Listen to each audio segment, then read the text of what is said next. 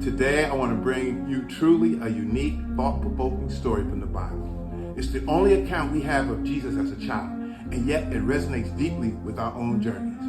Brace yourself, for this story might unveil a new facet of yourself.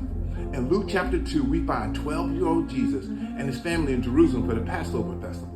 When the festival ends, they start their journey home, but Jesus stays behind, unbeknownst to them. He's where it all gets interesting. Verse 44 says, thinking he was in their company, they traveled on for a day. They assumed he was with them, but didn't prioritize checking in with him. Pay attention to the moment Jesus is lost from sight. It's when they're retreating to their comfort zone.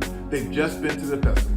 They know their way back, and they let their guard down. They didn't actively seek to connect with Jesus because they were fixated on the destination and not the journey. Lesson here is clear. When we become complacent in our spiritual journey, we risk losing sight of God. Imagine losing your child in a crowded place. Terrifying, right?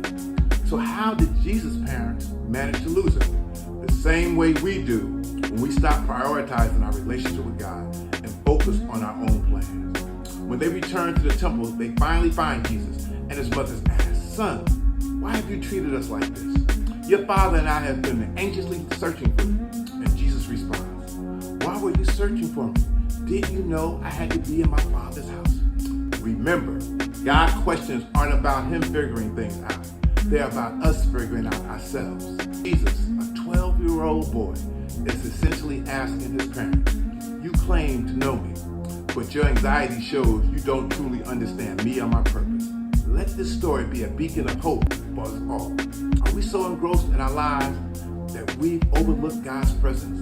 The peace and guidance we seek may not be far away, but right within us, waiting to be rediscovered. Perhaps we've struggled to hear God's voice because we've made decisions with how. We may have searched high and low for peace and guidance, but true tranquility comes when we turn back to Jesus. He's patiently waiting for us, ready to lead us on our journey. Like, follow, subscribe, and share as we rebuild the city. And if you want help to rebuild your life, family, or city, ask for our blueprint at inforebuildthecity.com.